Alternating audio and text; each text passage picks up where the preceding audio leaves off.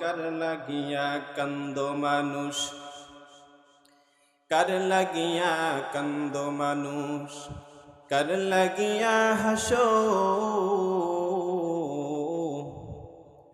ওরে যে তোমারে করুণ সৃজন তারি ভুলে আসো, ওরে যে তোমারে করুণ সৃজন তারি ভুলে আসো। আপনারা কি বেজার হয়েছেন? এই যে বক্তারা ঢাকা থেকে আসছে, কুড়িগ্রাম থেকে আসছে, এই আশা থেকে আপনারা খুশি না বেজার? খুশির আওয়াজ কিন্তু এটা হতে পারে না। যখন কোনো ব্যক্তি কোনো মেহমানকে পায়, মেহমানকে পাওয়ার পরে খুশি থাকে না বেজার থাকে? তাহলে খুশির আওয়াজ কেমন হবে এরপরে দিব ইনশাআল্লাহ।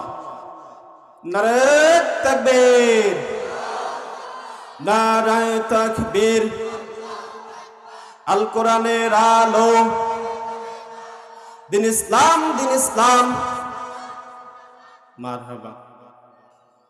আল্লাহ রাব্বুল আলামিন কুরআনুল কারীমের মধ্যে বলেন, লা ইন শাকারতুম লা আযীদান্নাকুম, লা ইন শাকারতুম লা আযীদান্নাকুম ওয়া লা ইন কাফারতুম ইন্না আযাবী লাশাদীদ।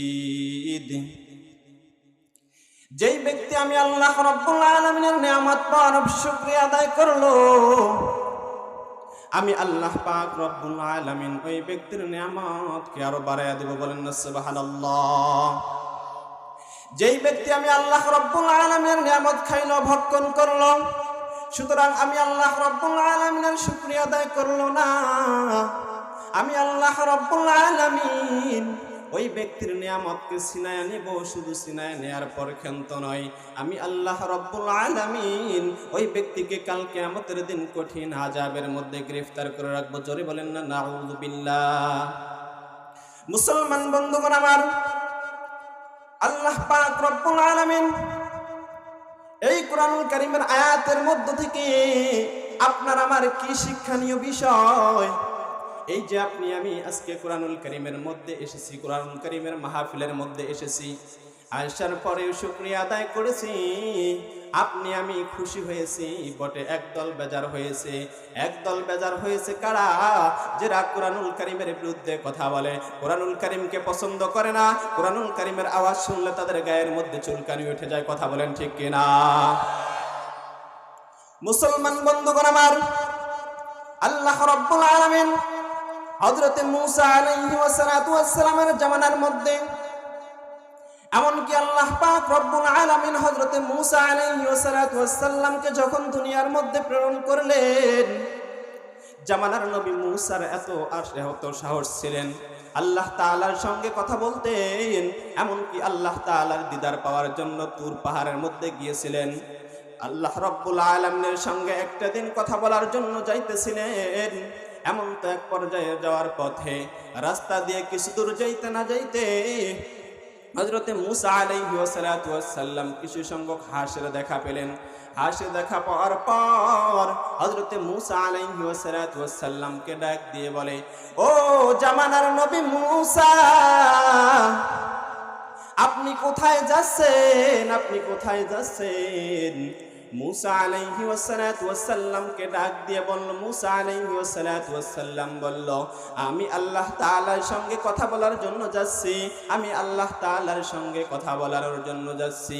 মূসা আলাইহিস সালাতু ওয়াস সালাম এইরকম করে বলার পর হাঁসগুলো এবার সঙ্গে সঙ্গে বললেন, ওরে জামানার নবী মূসা, আপনি তো আল্লাহ তাআলার সঙ্গে কথা বলার জন্য যান, কিন্তু ভালো কথা, আমাদের একটা মেসেজ, আমাদের একটা বার্তা আপনি আল্লাহ তাআলার কাছে নিয়ে গিয়ে পৌঁছায়া দিবেন। মূসা আলাইহিস সালাতু ওয়াস সালাম এই কথা শোনার পর বললেন, কি মেসেজ, কি বার্তা তোমার আল্লাহ তাআলার কাছে বলবো? তোমরা আর দেরি করো না, তোমরা তোমাদের মেসেজ, তোমরা তোমাদের বার্তা আমার কাছে বলে দাও। হাঁসগুলো সঙ্গে সঙ্গে বলল, ও জামানার নবী মূসা, আপনি যখন আল্লাহ তাআলার কাছে কথা বলতে যাচ্ছেন, আল্লাহ তাআলাকে বলবেন আমাদের এই জমিনের মধ্যে 40 দিন যাবৎ বৃষ্টি বর্ষণ হচ্ছে না, আমরা তো পানি ছাড়া আমরা থাকতে পারি না, আমরা তো বৃষ্টি ছাড়া থাকতে পারি না, কিন্তু এই জমিনের মধ্যে অনাবৃষ্টি অবস্থায় 40 দিন যাবৎ আমরা কেমনে কাটাইতেছি, আমাদের মনের কষ্ট আমরাই একমাত্র জানি, আর কেউ জানে না। এই কথা বলার পর হাঁসগুলো সঙ্গে সঙ্গে এই কথা বলার পর মূসা আলাইহিস সালাম ওই হাঁসগুলোর বার্তা নিয়ে আল্লাহ তাআলার কাছে যখন গেলেন, যাওয়ার পর আল্লাহ তাআলার সাক্ষাৎ, আল্লাহ তাআলার সঙ্গে কথা বলতেছে, আল্লাহ তাআলাকে কথা বলতেছে, ওগো আল্লাহ, ওগো দয়ার মালিক, আমি যখন রাস্তা দিয়ে আসতেছিলাম, রাস্তা দিয়ে আসার পথে কিছু সংখ্যক হাঁস আমাকে বলল ওই জমিনের মধ্যে নাকি 40 দিন যাবৎ বৃষ্টি হইতেছে না, কিন্তু তারা অনেক কষ্টের মধ্যে আছে, তারা পানি ছাড়া থাকতে পারতেছে না, আপনি যদি জমিনের মধ্যে বৃষ্টির ফয়সালা করে দেন তাহলে তাদের জন্য বড় ইহসান হবে, বড় দয়া হবে। এই কথা বলার পর আল্লাহ রাব্বুল আলামিন ডাক দিয়ে বললেন, ওরে জামানার নবী মূসা, তুমি তোমার দিলের কান দিয়ে শুনিয়া নাও, তুমি ওই হাঁসগুলোকে আমার একটা মেসেজ, আমার একটা বার্তা তুমি তাদেরকে নিয়ে পৌঁছায়া দাও, বলবা যে এই জমিনের মধ্যে 40 দিন তো দূরের কথা, আরো 6 মাস যাবৎ কোনো বৃষ্টি হবে না। এই কথা শোনার পর হযরতে মূসা আলাইহিস সালাম আবার প্রতিমধ্যে রওনা দিলেন। যাওয়ার পর মূসা আলাইহিস সালাম কিছু দূর যাইতে না যাইতে ওই সমস্ত হাঁসগুলোর দেখা পাইলেন। দেখা পাওয়ার পর হাঁসগুলোকে বললেন, ওরে হাঁস সকল, আল্লাহ তাআলার মেসেজ, আল্লাহ তাআলার বার্তা আমাকে দিয়েছে। হাঁসগুলো বললেন, কি বার্তা দিয়েছে, কি সুসংবাদ দিয়েছে, আপনি আমাদেরকে একটু বলুন রে জামানার নবী মূসা। এইবার মূসা আলাইহিস সালাম বললেন, ওরে হাঁস সকল, তোমরা ভালো করে শুনে নাও, এই জমিনের মধ্যে 40 দিন তো দূরের কথা, 1 মাস নয়, 2 মাস নয়, আরো 6 মাস যাবৎ কোনো বৃষ্টি হবে না। এই কথা শোনার পর সঙ্গে সঙ্গে হাঁসগুলো বললেন আলহামদুলিল্লাহ। আলহামদুলিল্লাহ বলার সঙ্গে সঙ্গে আল্লাহ তাআলার কুদরতি কদম, আল্লাহ তাআলার মনটা অনেক দয়াবান, অনেক দয়াবান। আল্লাহ তাআলার দেরি করলেন না, আল্লাহ তাআলা সঙ্গে সঙ্গে জমিনের মধ্যে বৃষ্টির ব্যবস্থা করে দিলেন। বলেন না সুবহানাল্লাহ, আরেকবার জোরে বলেন না সুবহানাল্লাহ।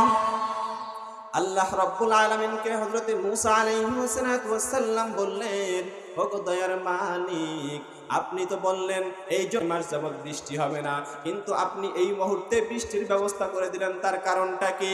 মূসা আলাইহিস সালাম এই কথা বলার পর আল্লাহ রাব্বুল আলামিন বলতেছেন, তুমি কি জানো না আমার নাম রহমান, আমার নাম রহিম, আমি এই কারণে আমার রহমতের নাম রহমান নামের ওসিলায় আমি জমিনের মধ্যে বৃষ্টির ব্যবস্থা করে দিয়েছি। বলেন না সুবহানাল্লাহ। হযরত আসছে, জবকে পানি आ गया तब के তায়াম্মুম भी खत्म हो गया। যখন পানি আসে তো তায়াম্মুমের আর অধিকার থাকে না, তায়াম্মুম এমনিতেই নষ্ট হয়ে যায়। তো হুজুর আসছে, আমি বেশি দেরি করব না, অল্প কিছুক্ষণের মধ্যে হুজুরের সামনে থেকে আমি বিদায় নিয়ে চলে যাব ইনশাআল্লাহ। তো ছোট্ট একটা হাদিস বলে আপনি আপনাদের সম্মুখ থেকে বিদায় নেব ইনশাআল্লাহ। আল্লাহ রাব্বুল আলামিন, আল্লাহ রাসূল সাল্লাল্লাহু আলাইহি ওয়াসাল্লাম এক হাদিসের মধ্যে বললেন, লা তুনকিহুন নিসা আল্লাযী তাকতাসিবু বিসিত্তাতিল খিসাল। ভালো করে নেন, শুনে নেন যুবক ভাইরা আমার, ও পর্দার আড়ালের মা ও বোনেরা, যারা যারা পর্দার আড়ালের মধ্যে ওয়াজ শুনতেছেন, আমার আওয়াজ শুনতেছেন, এই 6টি বিষয় আপনারা ভালো করে নেবেন। এই 6টি বিষয়, এই 6টি গুণ যাদের যেই মা এবং যেই বোনের ভিতরে আছে, আল্লাহর রস্তে আজকে থেকে এই 6টি জিনিস শোনার পর আপনারা আজকে থেকে ভালো করে তওবা করে ভালো হয়ে যাবেন ইনশাআল্লাহ। আল্লাহ রাসূল সাল্লাল্লাহু আলাইহি ওয়াসাল্লাম বলেন, وقال النبي صلى الله عليه وسلم لا تنكحوا النساء الذي تكتسب بستة الخصال। যেই মহিলার ভিতরে 6টা গুণ থাকবে ওই সমস্ত মহিলাকে বিবাহ করা যাবে না। যুবক ভাইয়েরা, আপনারাও একটু ভালো করে শুনে নেন, আপনাদের বিবাহের প্রয়োজন আছে না নাই? যারা যারা এখনো বিবাহ করেন নাই তাদের প্রয়োজন আছে না নাই? যেই সমস্ত মহিলার ভিতরে এই 6টি গুণ, এই 6টি অভ্যাস থাকবে, এই সমস্ত মহিলাকে বিবাহ করবেন না। লা তুনকিহুন নিসা আল্লাযী তাকতাসিবু বিসিত্তাতিল খিসাল। এক নাম্বার হচ্ছে আন্নানা। আন্নানা বলা হয় ওই মহিলাকে যেই মহিলা শুধু স্বামীর সামনে ওজর পেশ করে। এমন মহিলা আমাদের সমাজের মধ্যে আছে না নাই? যদি ওই মহিলাকে বলেন, ও আমার স্ত্রী, আপনি আমাকে আজকে ভাতটা পাক করে খাওয়ান, বলে না না, আমার পেটের ব্যথা, আমার মাথার ব্যথা, আমার কানের ব্যথা, আমি আজকে পারবো না। এমন মহিলা কথায় কথায় স্বামীর সামনে ওজর পেশ করে, এমন মহিলা আমাদের সমাজের মধ্যে আছে না নাই? ও মা ও বোনেরা, তোমরা একটু দিলের কান দিয়ে শুনে নাও। এক নাম্বার তাহলে কি, যেই সমস্ত মহিলা কথায় কথায় ওজর পেশ করে স্বামীর সামনে, ওই সমস্ত মহিলাকে বিবাহ করা যাবে না। 2 নাম্বার মান্নানা, যে ওই মহিলাকে বলা হয় যেই সমস্ত মহিলার ভিতরে কি করে, যেই সমস্ত মহিলার মধ্যে যেই সমস্ত মহিলা স্বামীকে কথায় কথায় খোঁটা দেয়। এমন মহিলা আছে না নাই? কথা বলে না, কথা বলে না, আছে? ওই মহিলাকে বলা হয় যেই মহিলা স্বামীকে কথায় কথায় খোঁটা দেয়, বলে যে ওরে আমার স্বামী, আমার বাবার বাড়ির থেকে একটা ডিসকভার গাড়ি নিছো, আবার ফির 1 লাখ টাকা নিছো, তুমি আমাকে এই আদেশটা করো। কয় কি না? কথা বলে না, কথায় কথায় খোঁটা দেয়। তাহলে ওই মহিলাকে বিবাহ করা যাবে না। 3 নাম্বার হান্নানা, ওই মহিলাকে বলে যে মহিলা নিজের ঘরের সন্তানকে বেশি মহব্বত করে। অর্থাৎ নিজের ঘরের সন্তান কাকে বলে? একটা পুরুষ মনে করেন যে 2টা বিবাহ করেছে, মনে করেন পূর্বের স্ত্রী মারা গিয়েছে, এখন পরের স্ত্রীটা আছে, কিন্তু পূর্বের স্ত্রীর 2টা সন্তান আছে, উপস্থিত স্ত্রীরও 2টা সন্তান আছে। আমি শেষ করে দেবো তো 5 মিনিটের মধ্যে। যেই মহিলার ভিতরে, যেই মহিলা কি করে, নিজের ঘরের সন্তানকে বেশি মহব্বত করে, পূর্বের ঘরের যে সতীনের ঘরের 2টা সন্তান আছে, ওই মহিলার সন্তানকে মায়া করে না, এমন মহিলা আমাদের সমাজের মধ্যে আছে না নাই? তাহলে ওই সমস্ত মহিলাকে বিবাহ করা যাবে কিনা? 4 নাম্বার হচ্ছে স্বামীর স্বার্থ নাই, কিন্তু শুধু নতুন নতুন জামা চায়, নতুন জিনিস কিনতে চায়, হাতের বালা চায়, নাকের দুল চায়, কানের ফুল চায়। এমন মহিলা আমাদের সমাজের মধ্যে আছে না নাই? ওই সমস্ত মহিলাকে বিবাহ করা যাবে কিনা? আরে ভাই, একটা স্বামী সারা দিন রোজগার করে 500 টাকা কামাই করে, কিন্তু সন্ধ্যার মধ্যে এসে দেখে আমার স্বামী তাকে 500 টাকা দিয়ে গিয়েছিল, এসে দেখে নাই 3 পিস নেওয়া শেষ, জামা নেওয়া শেষ। এমন মহিলা আছে না নাই? স্বামীর অজান্তে সে টাকা কি করে, খরচ করে ফেলে। 4 নাম্বার হচ্ছে যে স্বামীর অজান্তে, ওই মহিলা যে স্বামীর অজান্তে টাকা খরচ করে ফেলে। 5 নাম্বার হচ্ছে কাসরাতুন নজর ইলার রিজাল, যেই সমস্ত মহিলা কি করে, রাস্তা দিয়ে যখন কোনো পুরুষ যায়, বেড়ার কানা দিয়ে দেখে এমন একটা সুন্দর পুরুষ যাচ্ছে, মনে মনে কয় ওই পুরুষটা যদি আমার হইতো। এমন মহিলা আমাদের সমাজের মধ্যে আছে না নাই? কোনো নিজের স্বামীর প্রতি কোনো মায়া নাই, কিন্তু অন্যের প্রতি কত মায়া। নিজের স্বামীর সাথে 1 মিনিট আস্তে কথা বলে না। একটা রং নাম্বারে যদি ফোন আসে, আসার সঙ্গে সঙ্গে বলে আসসালামু আলাইকুম, আপনি কি? কয় কি না? এমন মহিলাও আছে কি নাই? ওই সমস্ত মহিলাকে বিবাহ করা যাবে।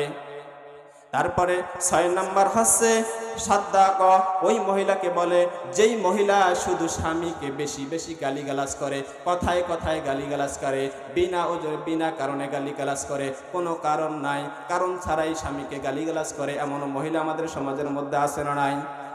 এই 6টি বিষয় যেই মহিলার ভিতরে থাকবে, ওই সমস্ত মহিলাকে বিবাহ করা যাবে না। এই জন্য আমি পর্দার অন্তরালের মাদেরকে বলে যাই, ও পর্দার মা ও বোনেরা, এই 6টি গুণ তোমাদের ভিতরে যদি থাকে, তাহলে তোমরা কি করবা? আজকে থেকে এই মাহফিল থেকে তওবা করে গিয়ে তোমাদের অভ্যাসগুলোকে তোমরা পরিবর্তন করে নিবা। সবাই বলেন না আমিন।